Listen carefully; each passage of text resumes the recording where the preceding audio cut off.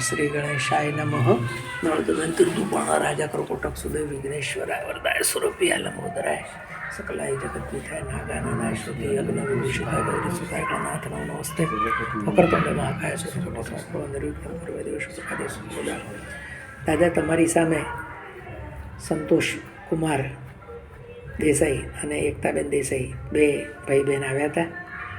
હવે આપણે બીજું એમના જે કંઈ પ્રશ્નો હોય તે એ જાણે, પણ એમનો તમારી સાથેનો અનુભવ એ આપણે એમને પૂછીએ છીએ. તો સંતોષભાઈ, તમે ગણપતિ દાદા પાસે છેલ્લે 15-20 મિનિટ બેઠા. તમને જે અનુભૂતિ કે તમને જે અનુભવ થયો એવો તમારા જીવનમાં અત્યાર સુધી થયો છે ખરો? નહીં, વસ્તુ સાયન્સના રિગાર્ડિંગ તો પોસિબલ જ નથી. પોસિબલ નથી. ઓકે. આ અનુભવ તમારો પોતાનો કેવો રહ્યો? અનુભવ આશ્ચર્યજનક રહ્યો. આશ્ચર્યજનક રહ્યો. કારણ છે કે થોડીક જ સેકન્ડની અંદર દાદાનું વેઇટ છે જે તમે કહો છો, તો વજન સાવ હળવાફૂલ જેવું થઈ જાય છે અને થોડાક સેકન્ડની અંદર પાછું એટલું બધું ચોંટી જાય છે, વજન વધારે હોય છે કે આપણે ઉંચકી પણ નથી શકતા. તમારી વજન ઉંચકવાની કેપેસિટી સંતોષભાઈ કેટલી હશે? 25 કિલો છે. 25 કિલો નોર્મલી 25 કિલો. ગેસનો બાટલો આપણે ઉપાડી લઈએ, 25 બરાબર છે. આરામથી ઉપડી. તો આ મૂર્તિનું વજન 15 કિલો છે.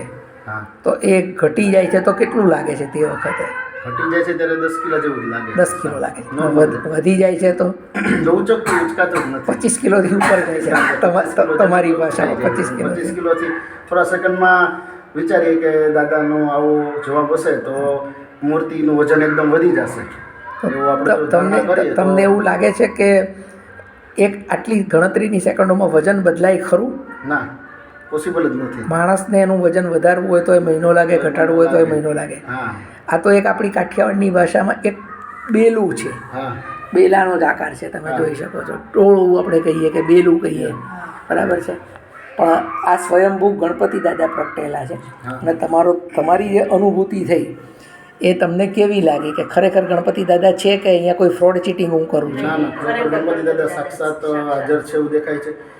એનું રીઝન કે આપણે પૂરી સાબિતી સાથે 1-2 સેકન્ડ પહેલાં આપણે આખા પથ્થરને ઉચકી શકતા હોય ને એ જ પથ્થર 2 સેકન્ડ કે 3 સેકન્ડના કપલ ઓફ સેકન્ડ પછી ઉચકી પણ ના શકાય. એટલું બધું વેઇટ ઇન્ક્રીઝ થઈ જાય, બરાબર. અને વેઇટ તો ઓલવેઝ કોન્સ્ટન્ટ જ રહેવાનું છે, કોઈ દિવસ વધે ઘટે નહીં પથ્થર હોય તો. પણ તોય થોડી સેકન્ડમાં ઘણું બધું ફ્લક્ચ્યુએશન દેખાય છે.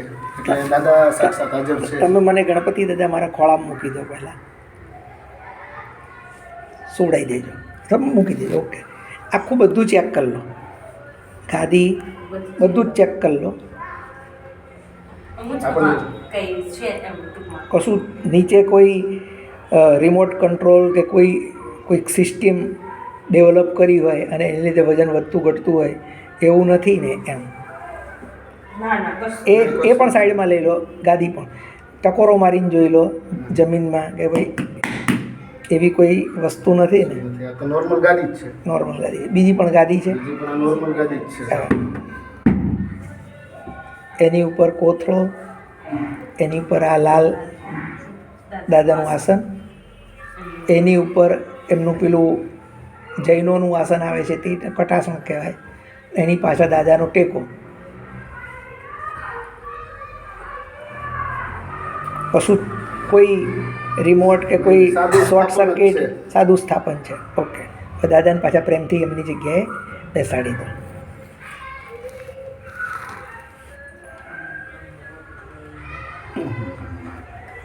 તમને એવું લાગ્યું કે અહીંયા ઈશ્વર બેઠો છે? હા, ચોક્કસ. એવો એક આત્મવિશ્વાસ બેસે છે. અને દાદાએ તમારી વાત સાંભળે છે એવું તમને લાગ્યું? 100% લાગ્યું. બે ભાઈ બહેનને 100% કે ભાઈ તમારી વાત સાંભળે છે અને જવાબે આપે છે. હા, એનું સાક્ષાત પ્રમાણ જ છે. ચોખ્ખું. ને દાદા જળની અંદર પણ એક ચૈતન્ય સ્વરૂપે સાક્ષાત બિરાજમાન છે. અંદર જીવ છે એવું તમને લાગે છે?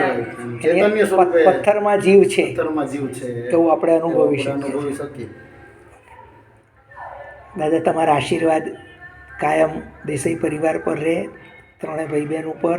એ લોકો જીવનમાં ખૂબ પ્રગતિ કરે, દરેકના લગ્ન જીવન સુખી, બાળકો સુખી આવનારી પેઢીઓ સુખી રહેવા આશીર્વાદ હોય દાદા, 100% કન્ફર્મ હોય. તો ફાઇનલ છેલ્લા જવાબમાં દાદા મૂર્તિ ઊંચકાઈ જાય. એકવાર પ્રયત્ન કરી લો, દાદા ઊંચકાઈ જશે.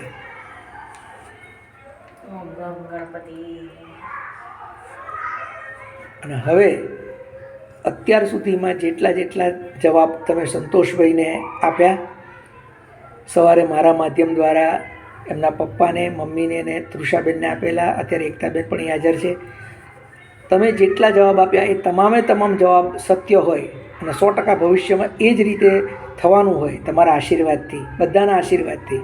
દાદા મૂર્તિ ફાઇનલ જવાબમાં જડબે સલાક ચોંટાડી દેજો.